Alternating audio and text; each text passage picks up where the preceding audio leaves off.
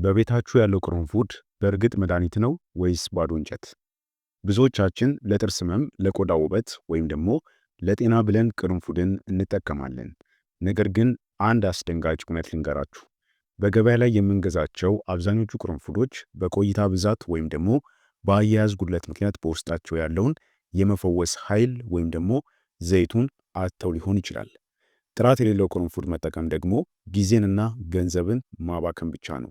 ለጤናችሁም ምንም የሚፈይደው ነገር የለም። ዛሬ በቪዲዮአችን በእጃችሁ ያለው ቅርንፉድ ትኩስ መሆኑን ወይም ደግሞ ጊዜው አልፎ የሞተ መሆኑን በሰኮንዶች ውስጥ የምታረጋግጡባቸውን 4 እጅግ ቀላልና አስገራሚ መንገዶችን አሳያችኋለሁ።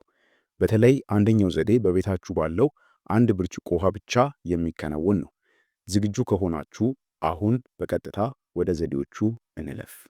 አንደኛውና የመጀመሪያው ቅርንፉድን ፍሬሽ መሆኑን፣ ይሄ ማለት መድኃኒትነት ያለውና የሌለው መሆኑን የምናውቅበት ዘዴ በውሃ የመመርመር ዘዴ ነው።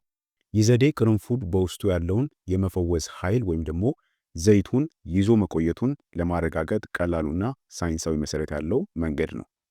1 ብርጭቆ ንጹህ ውሃ ታዘጋጁና ጥቂት የቅርንፉድ ፍሬዎችን ውስጡ ትጨምራላችሁ። ትኩስና መድኃኒትነቱ ያልጠፋ ቅርንፉድ በውስጡ ያለው ዘይት ክብደት ስላለው ውሃ ውስጥ ሲገባ ቀጥ ብሎ፣ ይሄ ማለት ቨርቲካል ሆኖ ይቆማል። ካልሆነ ደግሞ በቀጥታ ወደ ብርጭቆ ግርጌ የሚሰምጥ ይሆናል። በአንጻሩ ግን ጊዜው ያለፈበትና በውስጡ ያለው ዘይት የተነነ ቅርንፉድ ከሆነ እንዲሁም ደግሞ ውስጡ ባዶና ቀላል ስለሚሆን በውሃው ላይ በአግድም ወይም ደግሞ ሆሪዞንታል ይንሳፈፋል ማለት ነው። ይህ ማለት ቅመሙ ጥቅሙ አልቆ ባዶ እንጨት ሆኗል ማለት ነው። ስለሆነም ለሕክምና መድኃኒትነት ወይም ደግሞ አገልግሎት የለውም ማለት ነው። ምንም ጥቅም አይሰጣችሁም ማለት ነው። በዚህ በመጀመሪያው ዘዴ መለየት ትችላላችሁ። ሁለተኛው ደግሞ በጥፍራችሁ መመርመር ትችላላችሁ። ቅርንፉድ በውስጡ ያለውን ጠቃሚ ዘይት መያዝ አለመያዙ ለማወቅ በቤታችን ውስጥ በሰኮንዶች ውስጥ ማረጋገጥ የምንችልበት ዘዴ የጥፍር ምርመራ ዘዴ ነው። አንድ የቅርንፉድ ፍሬ ወስዳችሁ በጠንካራ ጥፍራችሁ ወይም ደግሞ በሁለት ጣቶቻችሁ መካከል አድርጋችሁ በኃይል ተጫኑት። ቅርንፉዱ ትኩስና ጥራት ያለው ከሆነ ከጭንቅላቱ አካባቢ በጣም ጥቂት የሆነ ቅባታማ ወይም ደግሞ ዘይት መሰል ነገር እርጥበት ይወጣዋል። ጣታችሁ ላይም ግልጽ የሆነ የዘይት ምልክትና እንዲሁም ደግሞ ኃይለኛ መዓዛ የሚተው ይሆናል ማለት ነው። ስታሸቱት መዓዛው ይታወቃችኋል። ነገር ግን ቅርንፉዱ በጣም የቆየ ከሆነ ስትጫኑት እንደ ደረቅ እንጨት ይፈረፈራል እንጂ ምንም አይነት ዘይት ወይም ደግሞ እርጥበት አይወጣውም። ይህም እርጥበት አለመኖሩ በቅርንፉድ ውስጥ የሚገኘውና ለህመም ማስታገሻነት ወይም ደግሞ መፈወሻነት የሚያገለግለው ኢዩጅኖል የተባለው ንጥረ ነገር መኖሩን ወይም ደግሞ መትነኑን የሚያረጋግጥልን ትልቁ ምልክት ነው ማለት ነው። ነገር ግን እዚህ ጋር መሳሳት የሌለባችሁ ነገር ቅርንፉድ ደረቅ ነው። ደረቅ መሆኑ ደግሞ በራሱ የተበላሸ ነው ማለት አይደለም። እንዲያውም ቅርንፉድ ለገበያ ከመቅረቡ በፊት የግድ መድረቅ አለበት። ልዩነቱ ያለው ደረቅ ግን ዘይት ያለውና ደረቅ ግን ዘይት የሌለው ማለትም የሞተ በሚለው መካከል ነው። ስለዚህ ይህንን ልዩነት በደንብ ማስተዋል አለባችሁ ማለት ነው። ጥሩ ቅርንፉድ ደረቅ ነው፣ ግን ደግሞ ቅባታማ ነው። ይሄ ማለት ዘይት አለው ማለት ነው። ወዝም አለው። ከውጭ ሲታይ ደረቅ እንጨት ቢመስላችሁም በውስጡ ግን ያንን ለጤና ጠቃሚ የሆነውን ኢዩጅኖል የተባለውን ዘይት ይዟል። የተበላሸ ወይም ደግሞ የቆየ ቅርንፉድ ከሆነ ግን በውስጡ ያለው ዘይት ስለተነነ ባዶ ገለባ ወይም ደግሞ እንጨት ሆኗል ማለት ነው። ስለዚህ በጥፍራችሁ በዚህ መልኩም መለየት ትችላላችሁ ማለት ነው። ሶስተኛው ደግሞ ቀለሙንና ቅርጹነታችሁ መለየትና ማወቅ ትችላላችሁ። የቅርንፉድ መልክና ቅርጽ ስለ ውስጣዊ ጤንነቱ የሚናገሩ ግልጽ ምስክሮች ናቸው።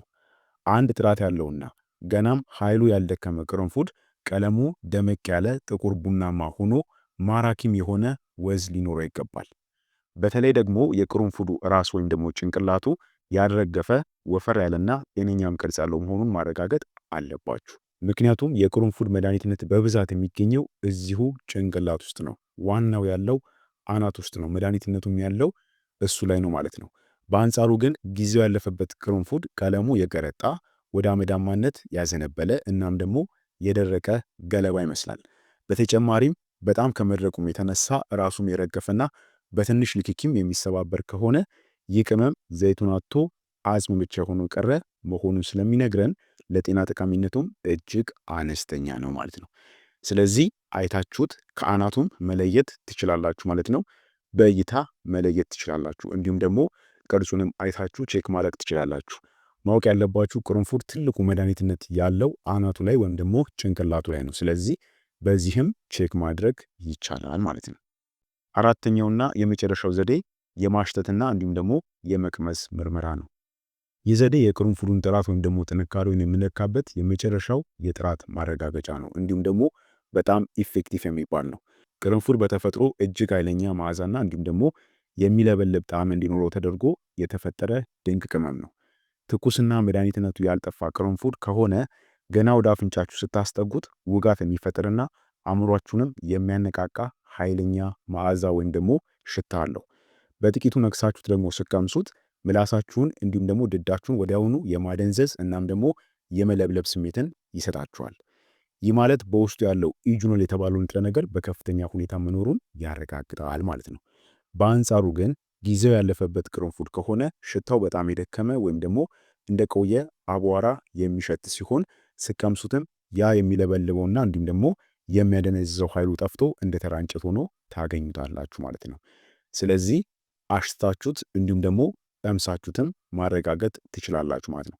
በጣም የሚያደነዝዛችሁና እንዲሁም ደግሞ የሚያቃጥላችሁ ከሆነ ይህ በውስጡ ያለው ንጥረ ነገር በከፍተኛ ሁኔታ ማለትም ኢዩጂኖል የምንለው ንጥረ ነገር በከፍተኛ ሁኔታ ያለ መሆኑን የሚያሳይ መድኃኒትነትም ያለው ቅርንፉድ ነው ማለት ነው። ስለዚህ በዚህ ቼክም ማድረግ ትችላላችሁ ማለት ነው። ስለሆነም እነዚህን 4 ዘዴዎችን በመጠቀም በቤታችሁ ያለው ቅርንፉድ ወይም ደግሞ ገዝታችሁ የምትጠቀሙት ቅርንፉድ መድኃኒትነቱ ያለ ነው ወይስ ደግሞ ባዶ እንጨት ነው የሚለውን ማረጋገጥ ይቻላል ማለት ነው።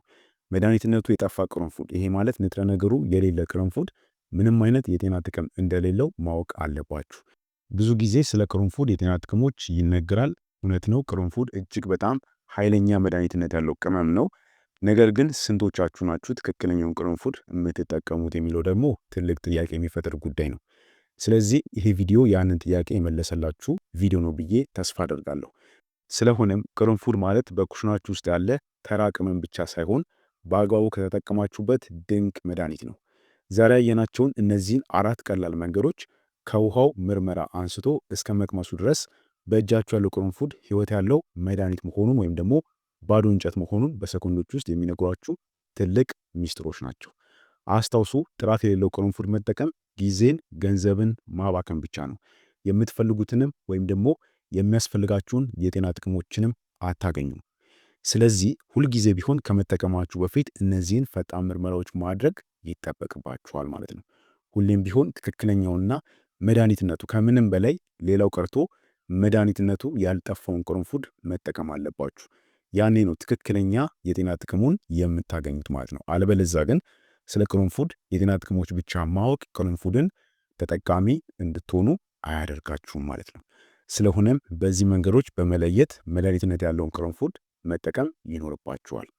መረጃው ጠቃሚ ሆኖ ካገኛችሁት ሼር በማድረግ ለሌሎችም እንዲጠቅም፣ ሌሎችም በዚህ መረጃ ተጠቃሚ እንዲሆኑ እርዷቸው።